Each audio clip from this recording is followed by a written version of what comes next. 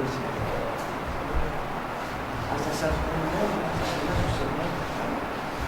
لا لا لا شايفها؟ شايفها اهي اهي شايف المنظر دي؟ بس مين الراجل بتاع الشركة؟ الشركة عشان تناول معايا بس يبقى اهم حاجه الرينج والرينج عباره عن حلقه عباره عن نصين. لما تيجي توصل نصين مع بعض هتلاحظ ان في سلمه في الحلقه زي كده. لما تيجي توصل نصين لو عملتهم زي كده النص ده فوق والنص ده تحت مش كده؟ يبقى الواير بتاعك هيبقى مهووس مش مظبوط. هي السلمه دي مقصوده بحيث نوصلها بهذا الشكل عشان يبقى الاثنين في نفس الايه؟ في نفس الليفل. ونوصلهم بالبورد. هات يلا بص لها وصل؟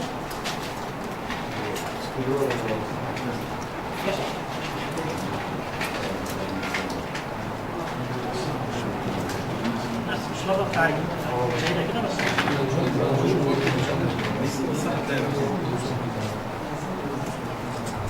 دايما الاسيستنت بيكون ايه ماسك لك صواميل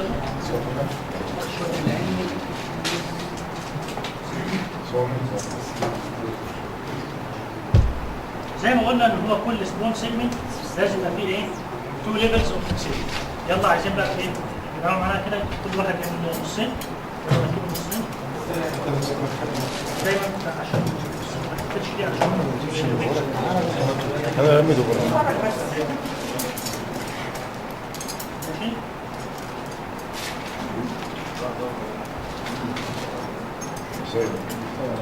وعملنا 5 احيانا لما يبقى الجهاز قريب جدا من الركبه بناخد 5 ستمات. في عندنا كام حاجه 5 ستمات اهي يعني هي اكبر من نص حلقه شويه عشان تديك فيكسيشن زاويه اوسع وفي نفس الوقت تسمح بان الركبه ايه زي كده.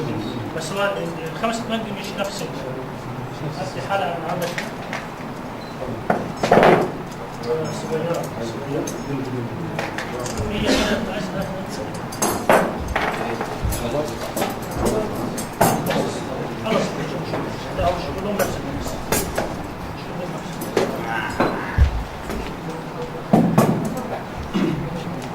مهم جدا طبعا معلش يا دكاتره معلش نوسع الدايره بس. يعني هو الميدل اللي هو التير نوسع الدايره بس مش عشان تسويق. هو كده باين فوق لو عايزين نبص فوق يعني. خلاص فبنحسب الايه المسافه.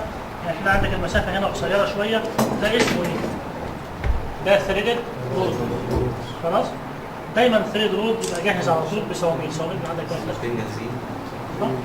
لا دي نايلون نط بنسميها نايلون نط اللي بيبقى فيها نايلون عشان ما تقعش بنسميها نايلون نط.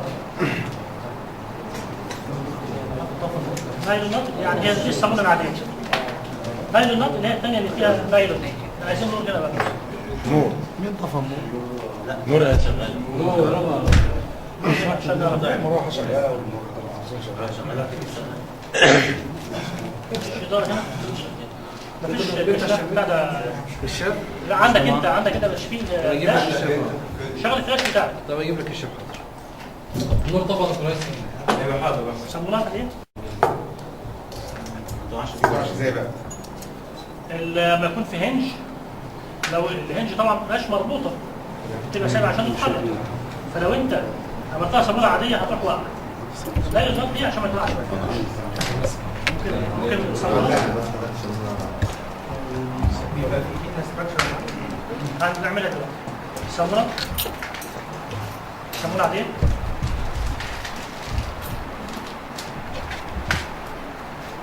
نركب الكيبورد هنا.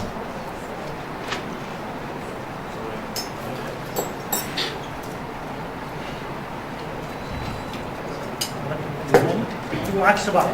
اول فورم بعد السنتر بول بعد السنتر بول صبرا جمال منها صبرا عليه علاء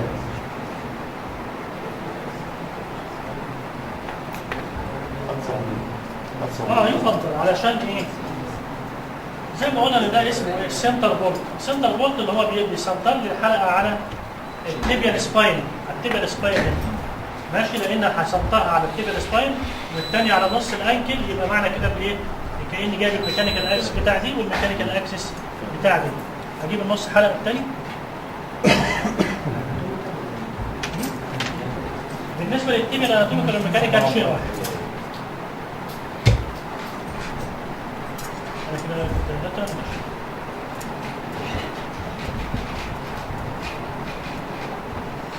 تمام. ودي الحلقه الثانيه صار كده. يلا نساعد مع بعض كده. يلا مسمار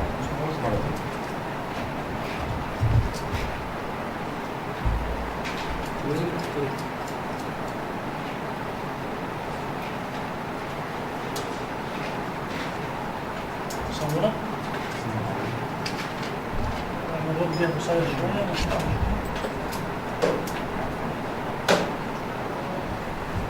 بعد كده انا عملت الايه البلوك اللي فوق. صورة تانية ده قصر شوية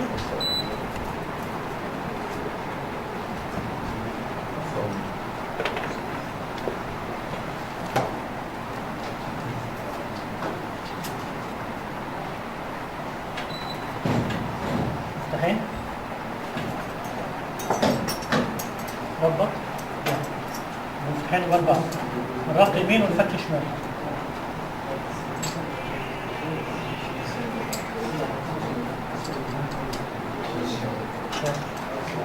يلا بالراحة هنا مش حاجة ربط يمين والفك شمال.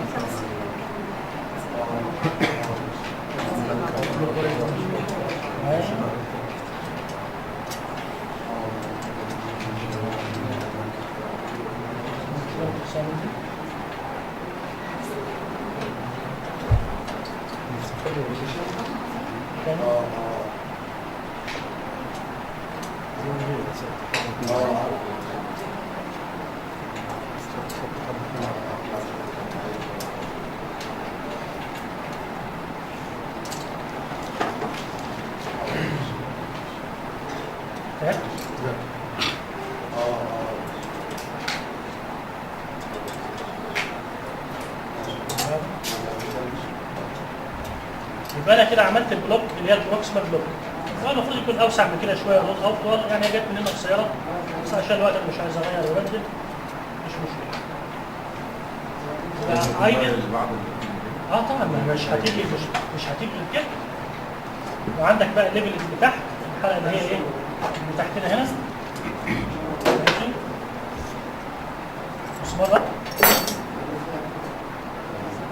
مسمار طبعا في الحاله لو انا عملته كده هيضايق العيان في رجله، فلازم يبقى ايه يبقى زي كده ماشي.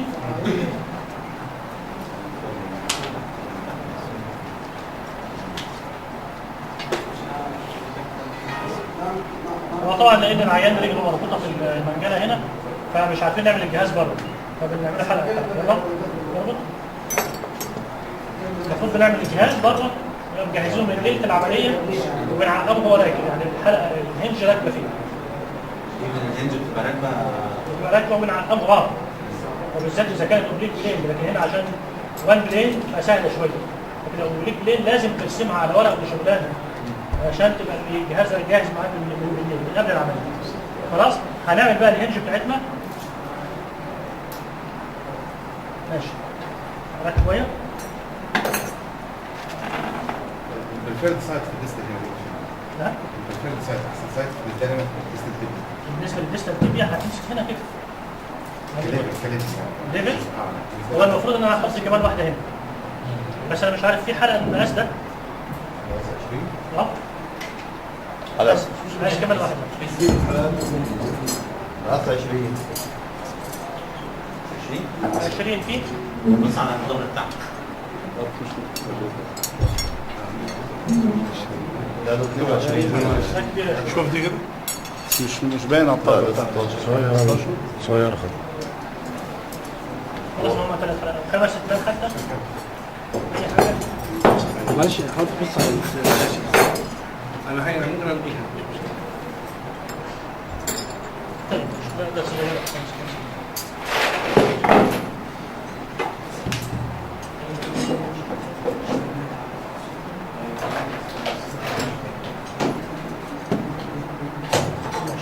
هات لي فيميل بوست، فيميل هنج.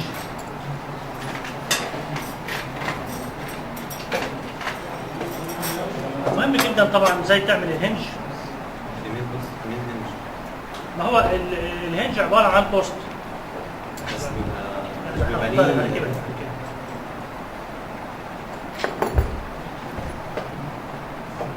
ده يبقى ده ميل هنج وده فيميل هنج. خلاص عرفنا الفرق بينهم؟ ده ميل وده فيميل. الفرق المفروض ان هي بتبقى ليها جوينت. ما احنا هنركبها هنفصلها دلوقتي. نفصل الهنج دلوقتي. كمان واحده فيميل. على اساس البوست اللي هو الجزء ده انا بركبه حتى لو عايز اخد دروب اوت ممكن بوست كده. انما الهنج ده هو اللي انا بعمل عليه بص الهنج هي عباره عن بوست بس وان هول. الفرق بينها وبين البوست شايف القائم بتاعها ده فين؟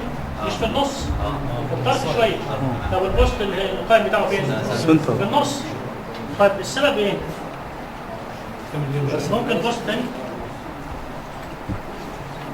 لو انا استعملت ده كهنج اصبح العمودين كل واحد في ناحيه، مش كده؟ وهم مش مؤجزل مع بعض، مش كده؟ لكن لو انا عملت الهنج ده علشان يبقوا ايه؟ لما يبقى مع بعض في الموبايل مع بعض بحطهم زي بحطهم عكس بعض، واحده طرف الناحيه دي واحده الناحيه. طبعا لو بركب هنج لازم احط صاموله الاول زي كده وبعدين اربط الفيميل هنج. لو الهنج على الحلقه ممكن استعمل اللي هي ميل هنج، لكن لو الهنج على رود يبقى لازم استعمل فيميل هنج واروح رابط عليها زانق عليها بالايه؟ زانق عليها بالصاموله دي. ما ينفعش اركب الهنج مباشره.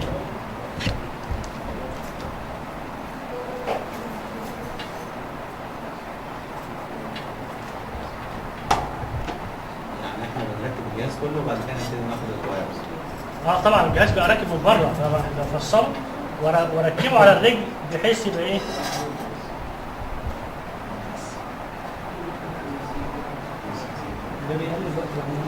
طبعا بيوفر اللي احنا بنعمله ده كله. هنج عايزين حد بس يعمل لنا كمان 2 زي دول. على هنج فيميل هنج على رول زي نفس الطول ده.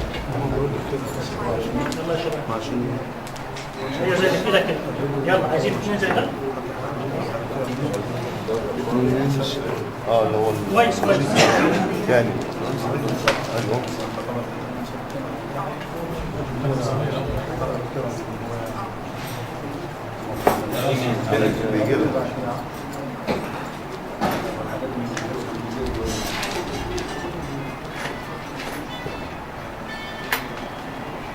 ممكن اشيل الشانز ده مؤقتا. طلع رجل عيان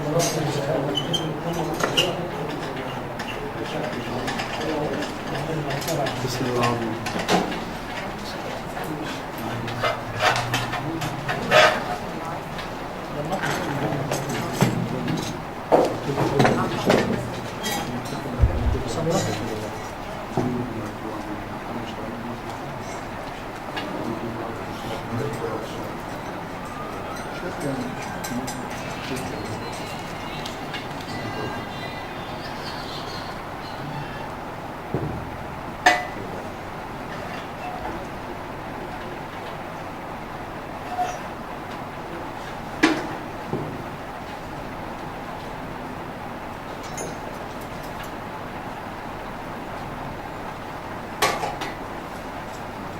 بس المسافه الواير بتاعي غالبا هيبقى هنا من الهنج، ولا الهنج عند الليفل بتاع الايه؟ بتاع الفوق.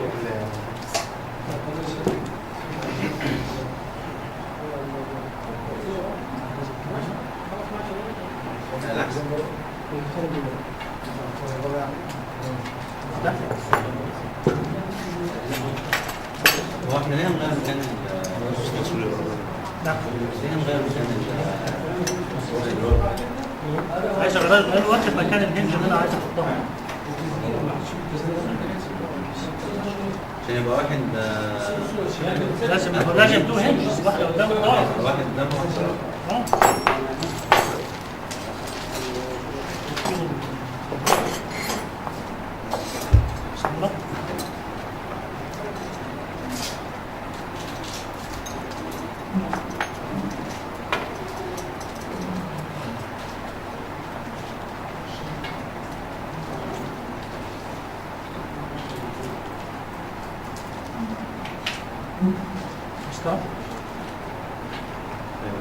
مسطره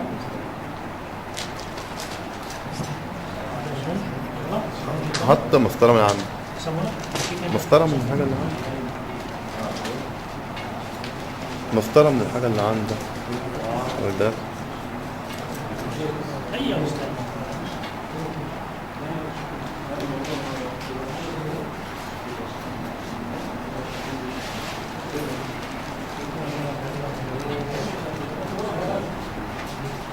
عندك بره انا بسجل على فكره اسمعوا بسجل شغال. لا انا بسجل بره اثنين هند ونضرب عكسهم من ناحيه الثانيه.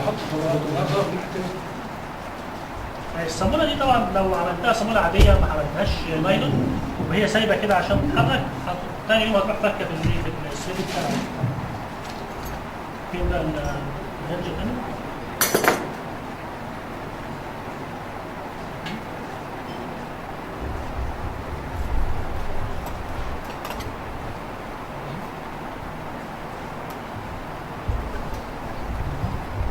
بسم الله.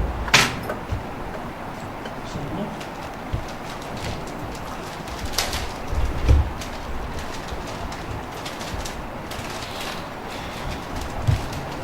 الحلقة الثانية. ركب الله. نفس الهول. الهول الثاني لا. ثاني ايوه الثانية من هنا والثانية من هنا لازم يكونوا قبال بعض. تمام بسم الله.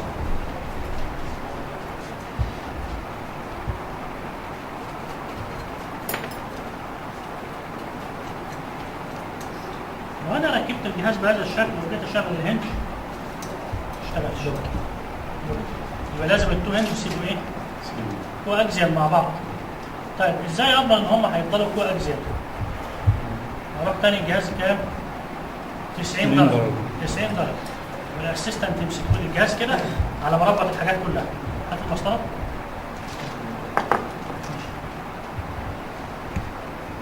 المسافه هنا كام؟ 10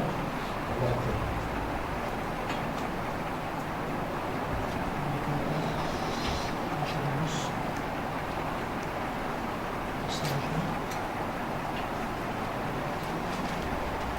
عكس بس تاني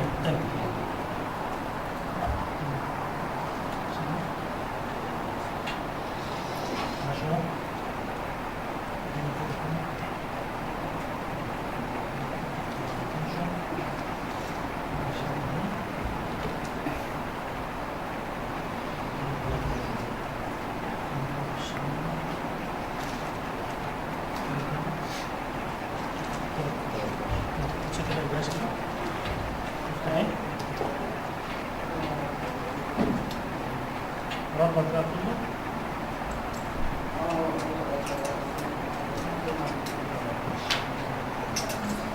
ما ننساش ربط الصواميل دي.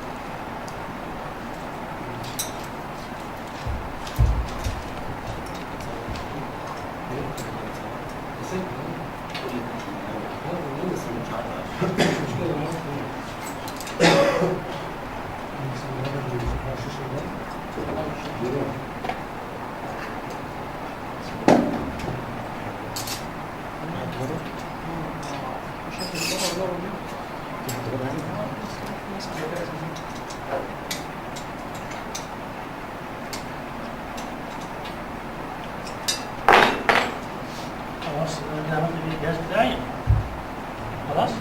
يبقى الهنج كده ضغطت انها كو اكزيال والجهاز ما حصلش بلوك وبيتحرك. هنركب بقى الجهاز وظبطنا الطول بتاعه. الطول كده كويس معقول. يلا نركب بقى مسكري معين. يبقى تقريبا اهوت انا الليفل بتاعي كده والهنج اهي على الكونفكس سايد قدام الليفل بتاع الايه؟ بتاع الايبكس عند الكوره. تمام؟ يبقى انا هركب الايه؟ هبدا اركب اول واير كاننا بنرسم الديفورميتي. بنرسم الديفورميتي بنعمل ايه؟ بنرسم الجوينت اورينتيشن لاين وبعدين نعمل عليه الميكانيكال اكس بتاعه. يلا الواير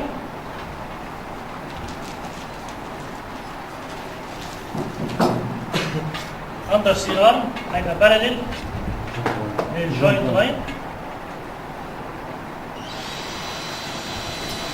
طبعا من اللاترال سايد ابقى فيري كيرفول طبعا انا بركب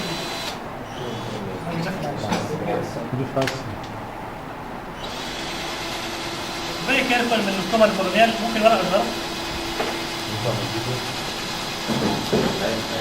لا ممكنها في بعض ورقه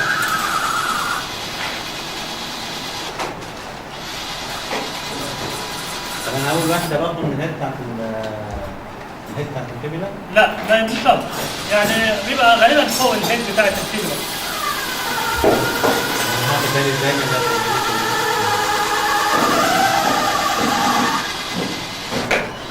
ممكن يكون ده مش فاهم.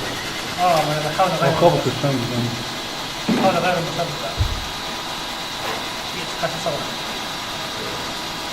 طلع ما طلع.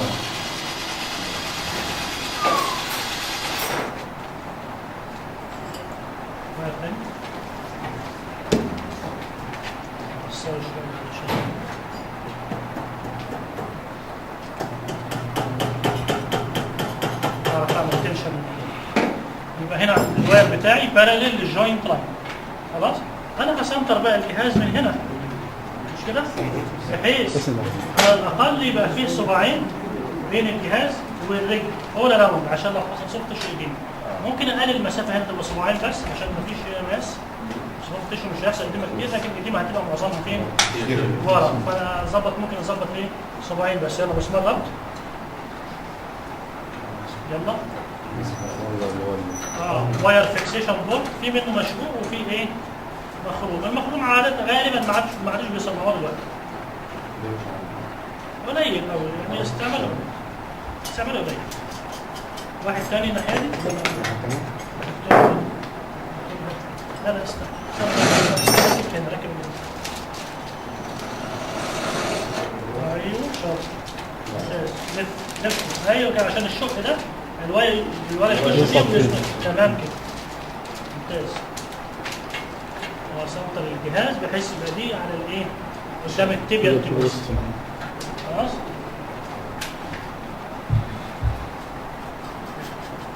نقول بسرعه بس بسرعه والتاني بسرعه. يلا واير تاني احط بقى الواير الثاني اللي هيبقى ايه باراليل للانكل جوينت. تمام حد يمسك الجهاز ده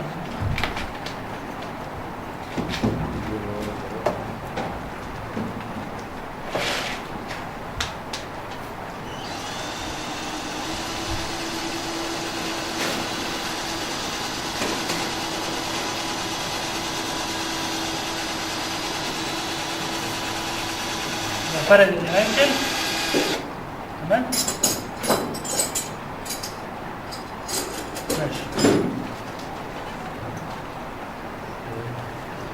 سيب لي الجهاز. ايوه اخد بالي ان الرول دول يبقى ابص من الجنب كده يبقوا باراليل للتشين. ما ينفعش ان انا اعمله كده صح؟ ولا يبقى تحت قوي. يبقى انا ايه؟ شرف يا احمد.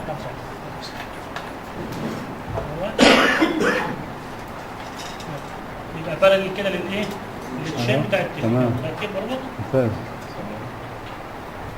هذا عيب. بسم الله.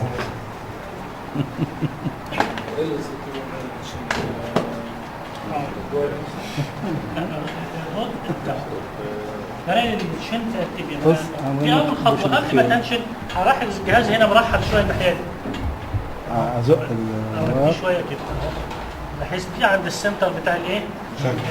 دي عند السنتر بتاع الايه؟ التيبيا. طبعا لازم الكلام ده يتعمل باندر سي ار.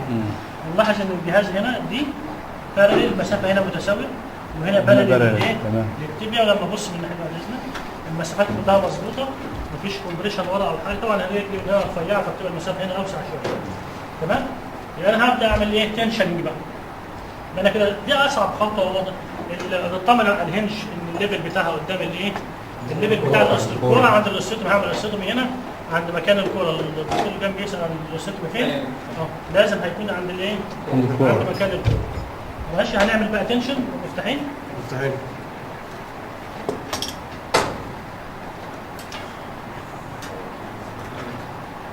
اربط دهوت. وطبعا برضه الصامول الثاني ثابت، ما اخليش ايدي الشمال تلف عشان المسمار ما يتعوجش، الواير ما يتعوجش منه. خلاص؟ ربطت ده؟ برضه كده. الصامولة بس هي اللي تلف. امسك الثاني. امسك. ماشي. بالاسيستنت ماسك لك الجهاز لازم. خلاص؟ تمام. ربطت جامد. تنشنر. تمام. شدادة. عليها هات الشدادة. لا هات الشدادة. هي دي اصعب خطوه، انك تسنطر الجهاز على الايه؟ على الرجل. لا عندك انت. مش شرط تحت فوق زي ما انت عايز، لان كل ده في الاخر هنشيله وهنحط لايت ممكن تجيبه عشان كده. لا استنى هنشوفه دلوقتي. لما تعملوا تنشن انت لما تجيب خيط كده تولي هتشوف كويس، لكن تشده على الاخر جامد ممكن يشيل 100 كيلو لو انت عايز.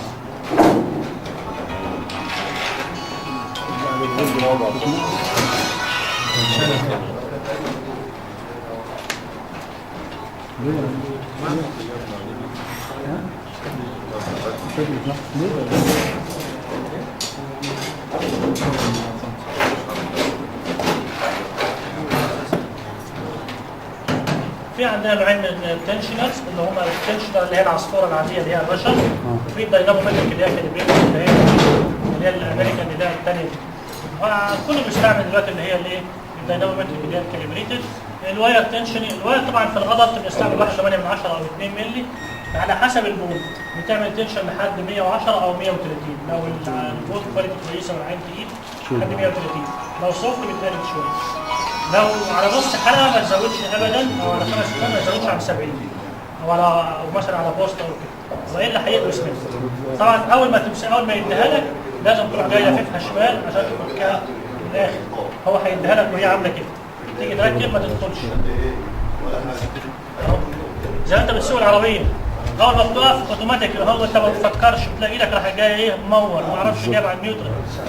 حاجات اوتوماتيك اول ما يديها لك هتطلع ان انا رحت واخدها وعلى طول اوتوماتيك عامل كده.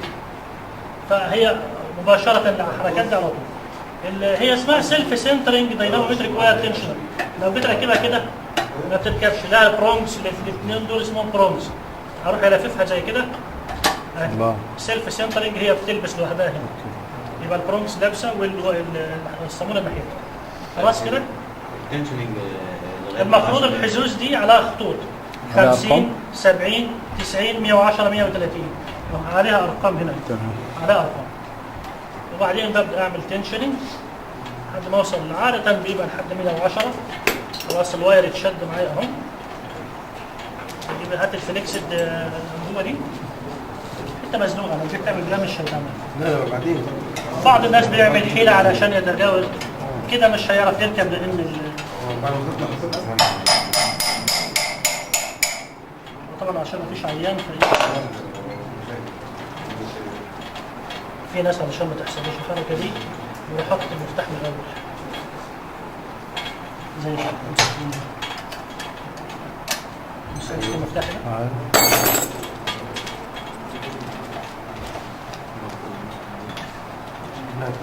ماشي اربط. لا خلاص ماشي. هتلاحظ الواير الشد هيبان لك في الواير ده. خلاص فتحت الاخر اهي. روح شايف يبقى الواير الثاني. يلا خلاص انا فتحها لك. انا فتحها لك.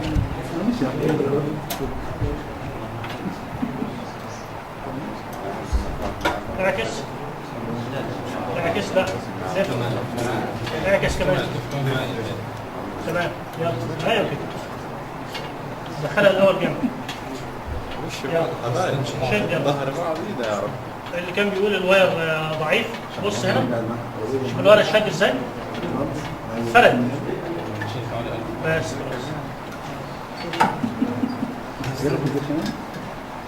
الربط زي ما قلنا ربط يمين كده الواير يشيل 100 كيلو او 130 كيلو زي ما انت عايز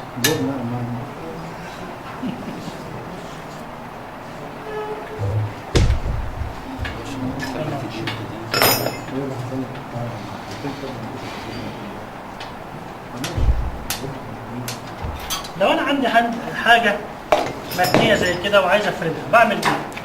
هي متنيه زي كده وعايز افردها بروح ماسكها بهذا الشكل والصباعين بيزقوا من هنا كده بالظبط كده. يبقى اللي بنسميها رول اوف 4 فينجرز. لو فرضنا ان التيبيا دي انا عايز افردها هعمل ايه؟ هروح حاطط الصباعين من هنا بيزقوا كده مش كده واثنين من هنا العكس تمام؟ الصباعين دول يمثلهم اللي بيزقوا من هنا قريبين جدا من مكان الاوستيوتومي يا اما اوليف وايرز دول بحيث تبقى الاوليف الناحيه دي اهي زي كده بحيث يشد تمام واحد زيه هنا كمان عشان ايه عشان يشد الناحيه دي يديله عزم او احط هاف بين شانز يبقى اتجاهه كده واحد اتجاهه من هنا طبعا المفروض كان في حلقه هنا عشان ايه اقدر احط الايه الشانز حتى كيوب او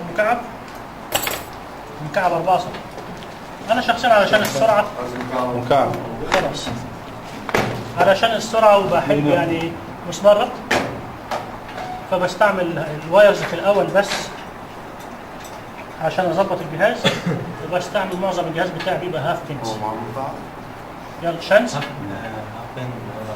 شانز شانز عادي هاف بين ده فول بين ده بيسميه بين الشانز كم؟ والتاني هاف بين ده ما بيكملش جامد يلا عدريد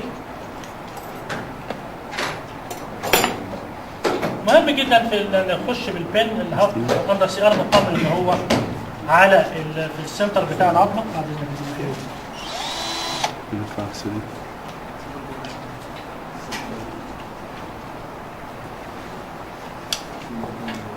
يبقى ده الايه اللي هيزق من الناحيه دي مش كده؟ لو انا اخد بالي لو ركبته كده هيبقى انترا كورتيكال وهيقطع العظمه يبقى لازم في نص الايه؟ في نص العظمه يبقى باي كورتيكال عشان يبقى ايه؟ باي كورتيكال ياخد جريب كويس تمام؟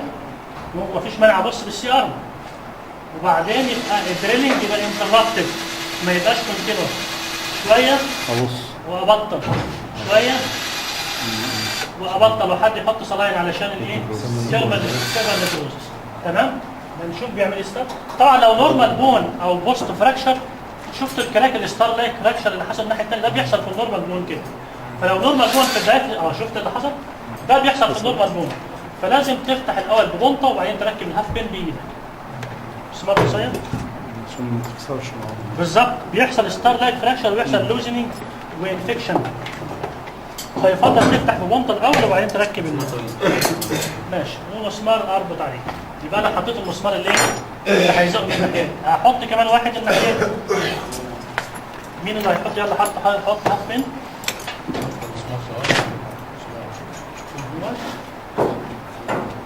يلا حد بقى من الناحيه اللي يركب لنا هاف بين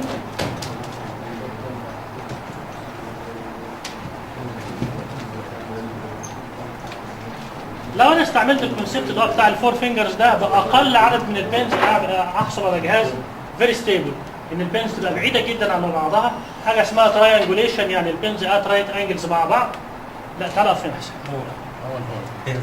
اظبط ايه البينز هاف بين اللي هو ده الواير اللي هو ده اظبط ايدك الاول لا طب ما خد اقرب واحد للاوستيوتومي وسنتر نفسك في نص العظمه واطمن انك عمودي عليها هي كل الكلام ده بيبقى قبل الاستيفن ما هي جمال الديفورميتي في ايه؟ في انك بتركب الجهاز على نورمال بون على انتكت بون ما هي سايبه كده عاملين والاوستيوتومي ده اخر حاجه اول ما نقول بون كاتنج تايم يبقى احنا خلصنا العمليه تمام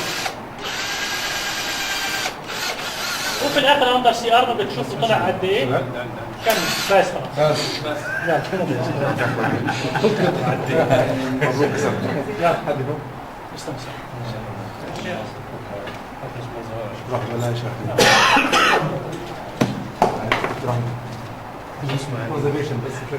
تبي اسمه هري.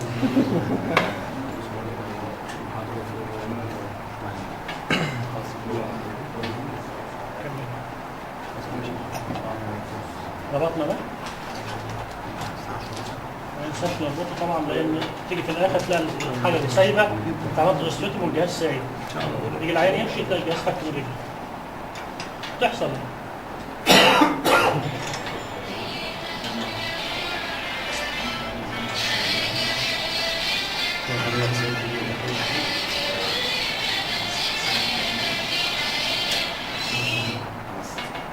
خلاص؟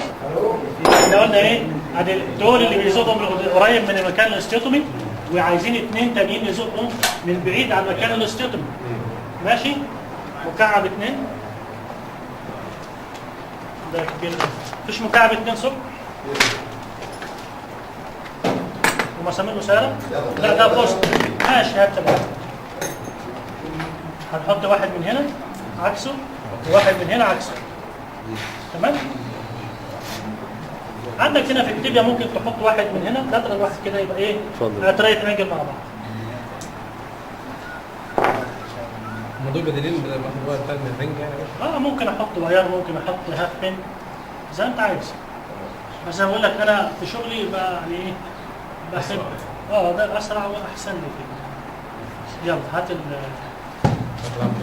يلا مسمار شانس. خد بالك ان انت هنا المصل هنا الناحيه دي الفبر الناحيه دي هتخش عيدل على طول يبقى انت خربت الايه الانتيريور تيبل فيسس. ايوه الانكلينيشن هنا بقى بيبقى بارلل للانتيريور سورت الانتيريور بوردر بتاع الفيبولا ولا هنا يعني استنى. وانا بدخل بدايه بارلل للجوينت لاين، الثاني بدخل بيه ايه؟ هو الواير خلاص الواير بارلل للجوينت لاين. لا مش في مشكله لان الانتيريور تيبل بيبقى بالظبط كده. هنا يعني هو طبعا ده مش مكان هاف بين في الديستال تيبيا، يعني لان الديستال تيبيا كله يفضل هيكون ايه على الميديال سيرفيس. فهنا ممكن نحط واير اللي هو التيبيا فيبلر واير نمسكها لنا زي كده ونستعيد عن الحكايه دي ونحط هاف بين كمان الناحيه دي. طب والهاف بين فين الناحيه دي ليه؟ ومال عشان تزود الفيكسيشن بتاعك. انت كل سيجمنت عايز فيها 2 ليفلز وكل ليفل فيه 2 واير او واير وهاف بين او 2 هاف بين. مش كده؟ يبقى الليفل ده هيبقى فيه 2 وايرز والليفل ده هيبقى فيه 2 هاف بين. الليفل ده هيبقى فيه ما حطناش حاجه الناحيه دي.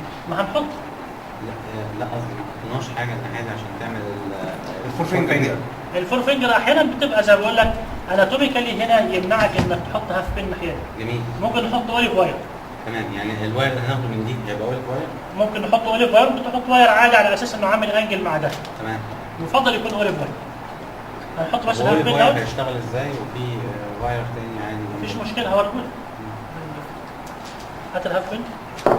هنستاذنكم بس نحط ده الاول لان الهاف بين راكب اوريدي. احنا عندنا هنا الاناتومي هنا ده ايه؟ تيوبركل ده اسمه ايه؟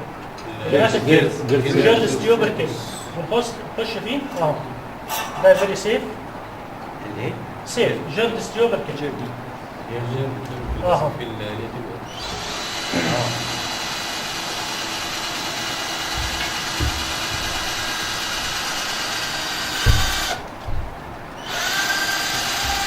بيدينا مسافه كبيره جدا اهو. تمام كده؟ حط بقى اوليف واير مسمار ربط. هتلاحظ هنا الفتحه كبيره والمسمار عايم فيها كده. لو جيت انا ربطت من هنا هيروح جاي معوج في الناحيه دي، فانا اشوفه رايح في انهي كورنر وازنقه في الكورنر اللي هو رايح فيه. خدت بالك من الحكايه دي؟ دي اتعلمتها بالتجربه الحقيقيه.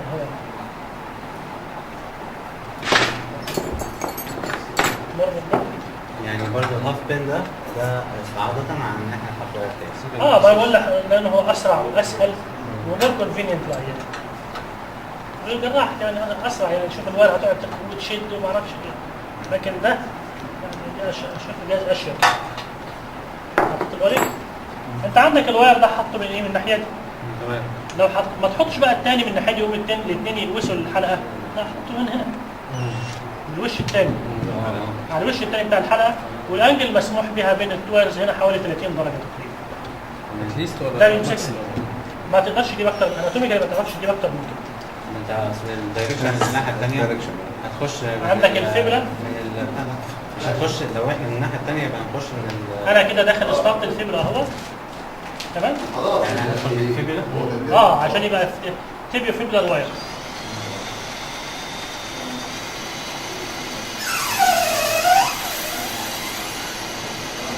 افرض الواير طلع من الناحيه الثانيه زي ده كده، في مشكله؟ مفيش مشكله. اهو بص الاوليف اهوت مفيش مشكله. هو الرخامه بقى لو جالك حد في واحد زي ده تضطر تطلع وترجع تاني. استنى علشان الوقت. تدق بقى كده لما الاوليف تصد في العظم خلاص، وتربط دي وبعدين تعمل تنشن من الناحيه ما تعملش تنشن من الناحيه دي، وتفتكر وانت بتشيل الجهاز انت حاطط الاوليف منين، عشان لما تشد لو الواير جيت تشيل من الناحيه دي مش هيطلع. لازم تفتكر الحكايه دي. خلاص يبقى ده خلصنا منه. تمام خلاص. تبقى قاعدة ردك على العظم ولا لا ما هو عامل لك تيب واحده بس، ملوش غير تيب واحده دي ضمده، يبقى غصب عنه لازم يخش منها. وحتى هو الناحيه الحته الطويله سايبها لك تمام. جد انت برا كده بس كده هتبقى ماسك سلك تاني مزنوق شويه. مقوس كده مقوس. يعني هو مزنوق يعني يفضل طبعا كده مش هتوسع خلاص مفيش مشكله فيه، مفيش مشكله. يبقى احنا كده خلصنا الجهاز بتاعنا بس علشان ايه ما يعرفوش الوقت. المفروض بقى احط هاف بين كمان يكون عمودي على ده. يعني احنا نحط المسمار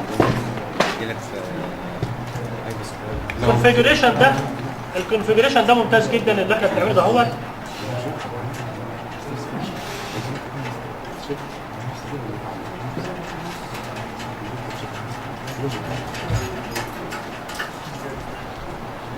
الكونفيجريشن ده ممتاز جدا ليه؟ لان هيدينا هاف بين ده مع الميديال سيرفيس. شوف الانجل بين الهاف بين وده كام؟ 90 درجه. ده فيري ستيبل كونفيجريشن، فيري ستيبل كونستراكشن. هم مع بعض عاملين 90 درجه دول.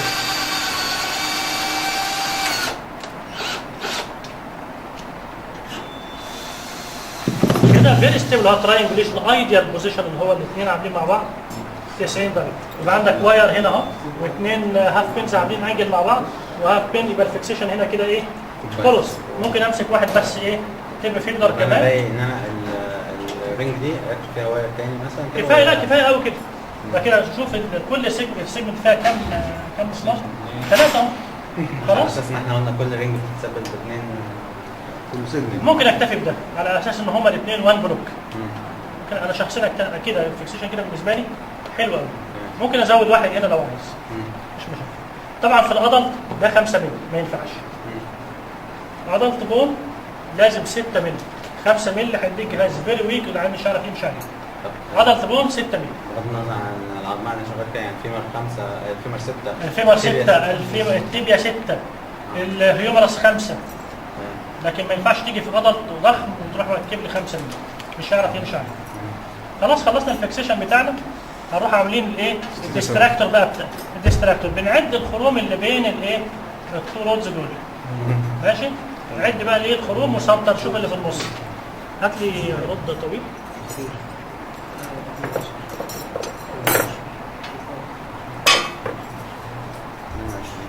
الحد اللي بين ايه؟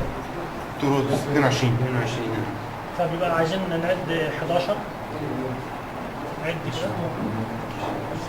لا الناحيه لا هذا لا ده نقطة مش 22. سيبك من دول. عد دول 1 2 3 4 7 8 9 10 11 12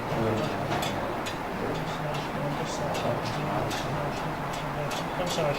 عد 12 1 2 3 4 6 7 8 9 10 11 12 يبقى هو ده. هات لي بقى تويستد بليت. تويستد بليت بنعد لغايه هنا لغايه هنا بس هو انا حسبت ان هم دول متساويين فما عدتهمش. مش فارقه. ده تويست البليت طبعا طويله قوي، ما فيش 2 هون. 2 هون. ايوه كمان واحده بس. عايز بقى 2 ميل بوست ميل هنج. 2 ميل هنج. ميل هنج. ادي واحده، عايز كمان واحده. ماشي. عايزين ساموره نايلون. طبعا دي طبعا الساموره نايلون اللي هدورنا طبعا مفروض عشان دي بتبقى سايبه فبنركبها نايلون، بس علشان الوقت هنحطها ساموره عاديه. النايلون ده هيطلع عرفتوها عشان ما تفكش. شوفها جواها. في نايلون تاني. هنحط عادي عشان بتاخد وقت على ما تربطها، بتاخد وقت شويه. نوريكم دلوقتي الديستراكتور يتعمل ازاي. ساموره عاديه. في رد طويل جدا 30 25 اطول حاجه عندنا. اطول حاجه في اطول منه؟ ده 25. هاي حتى مسمار رفع مسمار مسمار مسمار وسط. لا اللي فوق سمرة مش مؤخر يعني ولا حاجه. مش مؤخر بس عايز مره ثانيه بس عايز تكرر مره ثانيه. لما حط الشرح تاني مسمار رفع تاني.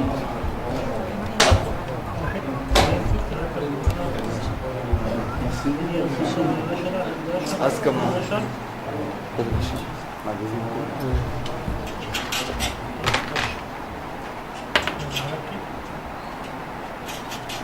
هات العمود الطويل. سامورتين؟ لا سامورتين.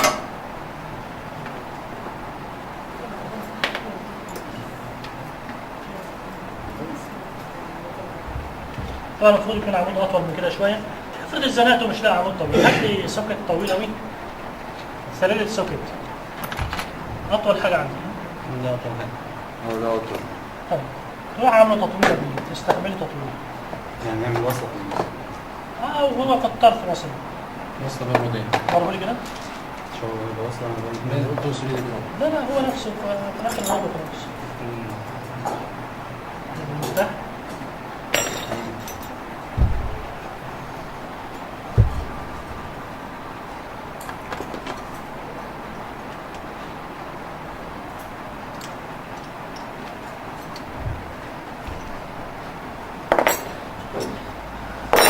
وخلي دي الناحيه دي عشان العيان ايده تكون ماشي.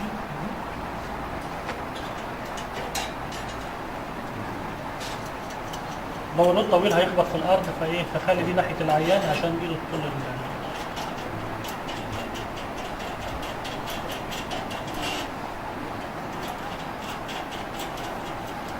في عندك ساموره مربعه.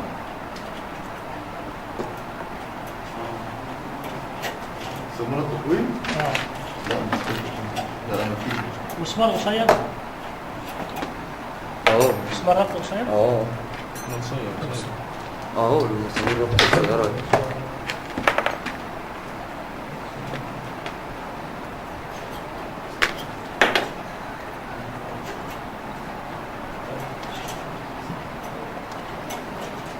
طحين. طحين.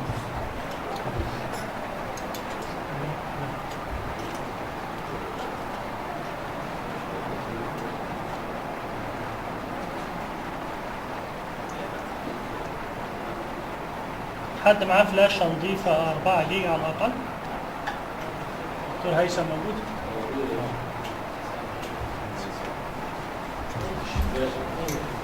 سمونة تطويل؟ ممكن تحط بقى سمونة مربعة أو سمونة عادية. أنت يدك سمونة فلاشة 8 يعني. نظيفة؟ استنى. عرفنا ازاي بنعمل الديستراكتور؟ وفي طرق كتير للعمايل الحقيقة. أنا بحب الطريقة دي. بس ده طبعا الديستراكشن بتاعه كل ما افتح الرود ده هيبتني هي ايه؟ هيبتني. لا يعني هو المسافة قصيرة مش هي. يلا اربط.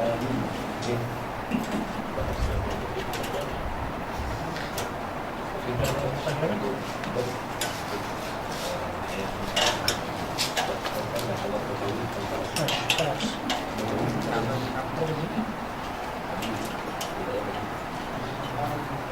انا كده عملت الاكستراكتور. المفروض بقى هو فايده الايه؟ النايلون هنج هنا ان هي النايلون نط اللي تسمح لي ان ده بالميل شويه لان هو الحلقتين هم مش بارل فتسمح لي ان ده يلف. لا لا انت ربطه ليه؟ ايوه كده لازم تبقى ايدي سايبه علشان يلف معاك اهو. فدي لازم تبقى نايلون نط. خلاص هنعمل بقى الاستيزم بتاعنا في العظمه ونبدا ايه جراديوالي نطول من هنا. طيب انا هحسب ازاي؟ هلف لفه واحده ولا اكتر من لفه؟ بقيس المسافه من اول الديستراكتور لحد الايه؟ هو ايه اللي هيتشد؟ لحد هنا الميديا اللاترال كورتكس بتاعت التيبيا او لحد الكومن برينيال اللي انا خايف عليه. المسافه من هنا لحد هنا مثلا ايه؟ 5 سم. المسافه من اول ده لحد الهنج 10 سم. يبقى ايه؟ 1 إلى 2. يبقى كل 2 مللي هنا هيعملوا لي هنا 1 مللي. هبدا بقى اطول كل يوم اعمل لفتين. والهنج طبعا ما انساش ان اعمل دي نايلون هي كمان عشان ايه تفتح معايا. يبقى دي نايلون ودول نايلون. ونبدا نطول. الديفورمت بتتصلح معايا جراديوال اهي. تمام؟ صلحت كده؟ ولا لسه شويه؟ انا بالفالجس اهي. طبعا لما تكون الهنج محطوطه صح الرجل عندك ايه؟ لسه عايز كمان شويه. تمام كده صلحت الديفورميتي. تمام؟ لو الهنج محطوطه صح هتبص لها رولز بقت عموديه باراليل للميكانيكال اكسس. الرينجز كلها عموديه على الميكانيكال اكسس بتاع الجول سيجمنت وكذلك البنز. ممكن بقى في الاخر اروح جاي مستبدل دول بحاطط ثريد رولز عاديه خالص واروح شايل دول عشان ايه يقلل الضغط. تمام كده؟ ما انساش طبعا في الاخر ان انا حاطط 2 رود بس لازم اكملهم ايه؟ 4. تمام؟ ولما اشيل ال3 دول لازم احط 4. ال3 دول مش هتحط عليهم تاني. نعم؟ زي موتور يونت واحده بس. لا لا انا عشان اشيل بقى عشان اقلل حجم الجهاز احط رودز عاديه. هات رود عادي. ايوه لا انا قصدي قبل ما لا احنا لو شغالين بنعمل نركب ال3 بس دول. بالظبط. لا مفيش. اما تخلص بقى تستريت اروح مستبدلهم بايه؟ برودز عاديه. تمام. هو ما ينفعش احط رود بين السرنج واشتغل عليهم غير ممكن تحط الكونيكال واش او وتحط اليونيفرسال هنج بس الكونستراكت ده مور ستيبل. طيب دلوقتي بس عشان افهم بس الواير ده الواير ده وضعه كده هو هيعمل الفور فينجر اللي احنا عايزينها. تمام. التراكشن عليه او التنشننج عليه ده مش هيأثر على الواير ده؟ لا ما يأثرش. انت واحد على الوش ده بتاع الحلقه وواحد على الوش ده مش هيتقوس. لو عملتهم الاثنين من على وش واحد هتروح مقبوسه الحلقه منك. انت تقصد يقلل التنشن بتاعك ده يعني؟ لو انت عملتهم على وش واحد وعملت تنشن هيروح مقلل. لا لا ولا حاجه ولا حاجه. بس انت ربطه. لا انت ربطه من هنا ما بتسيبش ده سايب. لازم ده يتربط. انت بس بتوصل الوايف دي لما تلمس العظمه بعدين تروح جاي ربطه من هنا خلاص مش هيخرج من العظمه بقى لما تشد. مش هيحصل حاجه. تمام كده؟ طيب بالنسبه للانجلز اللي انا اخش بيها بالوايرز على مستوى طبعا الكروس سكشن اناتومي مهم جدا. تمام. هنا الانجل السيرفس الاناتومي دي يسمح لك بحوالي 30 درجه. وهنا برضه تقريبا على حسب الفيبلا انت داخل ده ستريت عدل وواحد تبيو فيبلر بيخش زي كده في الانجل بتطلع حوالي 30 درجه. لذلك بيبقوا قريبين جدا وبيحصل لوزنينج فالجهاز بيتحرك. فلما تضيف بقى هاف بين كده عمودي عليهم ده بيديك ستابيلتي. اما بالنسبه للشافت الشافت مش مشكله عندك بقى كله على الميديال سيرفيس. هاف بينز كلها على الميديال سيرفيس. انا ما بحبش احط وايرز في الشافت لانها هتعدي في الانتير كومبارتمنت بتعمل سيفير انفكشن وتبص ده العين جالك كان عنده دي في تي. فانا ما بحبش احط وايرز في الشافت خاصه اذا كانت النورمال بون بتبقى سو ديفيكالت لان الواير ده سوفت عشان يعدي في الكورتيكال بون بيبقى صعب بيعمل ثيرمال ميكروز. لكن هاف بين بس تاخد بالك لو نورمال بون لازم تعمل دريلنج. لو شوف الستار لايت فراكشرز لازم تخرم الاول بايه؟ ببنطه حاميه، وبعدين تحط الهافتنج بايدك بعد كده. بنطة تبقى 3 و2 ولا على حسب يعني بس 3.5 تقريبا. 3.5. تمام؟ اي استفسار؟ ماشيين كويس؟ عايز خلاص ماشي. خليها بقى اخر النهار او اديها لي وانا عشان احط لك. هي في مجموعه كتب معايا منها كتاب الديفورميتي، ويعني مجموعه يجي 100 كتاب كده، فهحطها لكم على في فيديوهات للريزرف ابلكيشن. في حاجات كتير يعني. هي ريزرف ديفورميتي وبيدياتريك يعني كل حاجه.